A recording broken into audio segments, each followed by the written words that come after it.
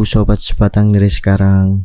Pernah kepikiran gak sih gimana ceritanya kalau seorang kakek-kakek bisa nerbain rumah pakai ribuan balon?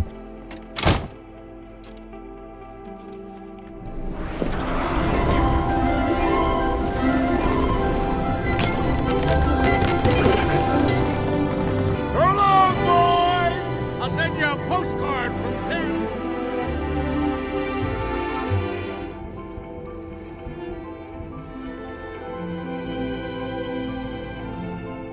Terus bisa nyasar ke hutan liar, ketemu burung raksasa, anjing bisa ngomong, dan bocah pramuka yang nyeleneh.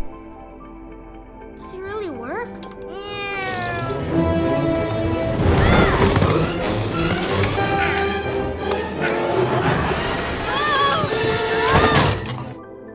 Tapi tunggu dulu, gimana kalau semua itu sebenarnya nggak pernah terjadi?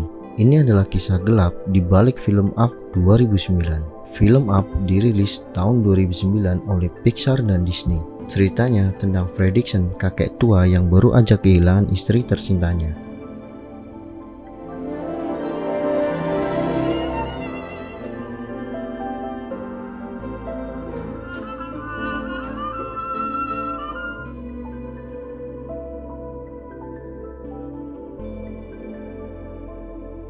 Sisi gelap dan teori konspirasi bahwa sebenarnya Fredricksen sudah meninggal. Teori paling viral dan bikin merinding datang dari fan Reddit dan TikTok. Fredricksen itu sebenarnya sudah meninggal.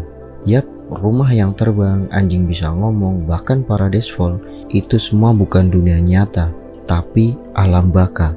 Katanya sih pas Fredricksen tidur di malam sebelum rumahnya terbang, sebenarnya dia udah meninggal di dalam tidurnya. Perjalanan dia naik rumah balon itu simbolisasi perjalanan dia ke surga. Nah, rumah terbang itu digambarin jiwa Fredricksen naik ke tempat tinggi, dan Paradise Fall surga yang dia dan Ellie impikan, dan Russell semacam malaikat atau spirit guide yang bantu Fredricksen berdamai dengan hidupnya. Sure, but I don't think they have buses in Paradise Falls.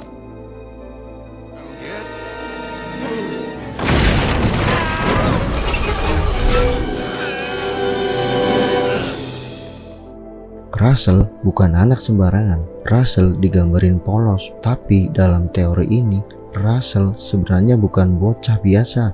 Dia adalah penjaga jiwa atau simbol kesucian dan harapan masa kecil. Nah, Russell misinya bantu Fredricksen berdamai sama masa lalunya, rasa bersalah karena gak bisa bawa Ellie ke Paradise Fall, dan rasa kehilangan yang gak pernah sembuh.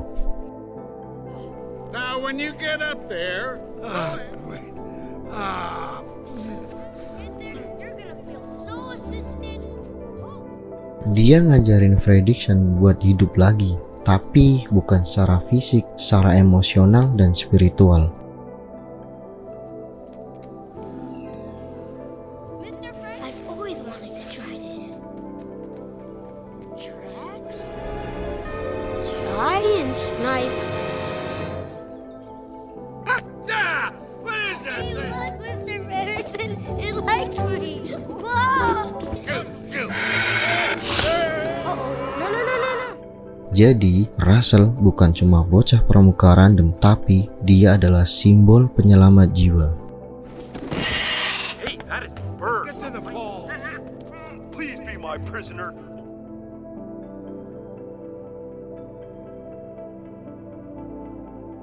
Charles Mann itu digambarin seperti dosa masa lalu. Kalau Fredricksen udah mati, siapa dong Charles Mann civilian itu? Dan teori lain bilang Mann adalah manifestasi dari obsesi dan ego masa muda Fredricksen. World's top museums, New York, Munich, London. Most of the collection is housed because Epsilon is the finest chef. Yes! Hey! Karakter ini jadi penghalang terakhir sebelum Fredricksen bisa bebas dan masuk ke surga. Mann terobsesi buat dapat pengakuan, kayak Fredricksen yang dulu terobsesi buat wujudkan mimpi Ellie sampai lupa hidup. Saat Mann jatuh dan hilang, itu artinya Fredricksen mengalahkan rasa ego dan penyesalannya. Let me go!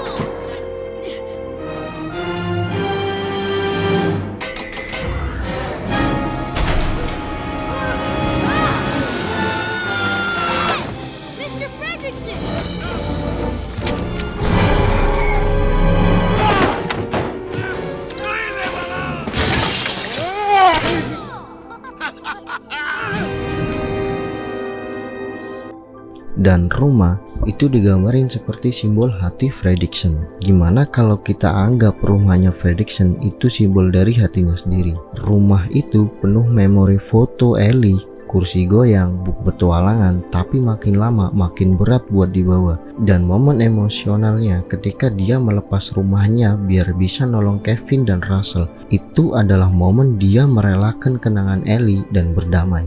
Gokil sih, Pixar emang jago banget buat mindahin filosofi hidup ke animasi yang kelihatannya cuma buat anak-anak.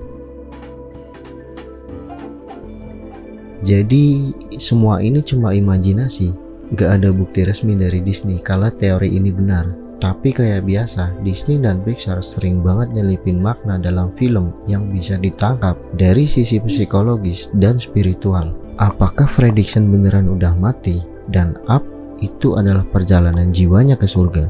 Atau emang dia benar-benar nerding out pakai balon helium dan petualangannya pure fantasi?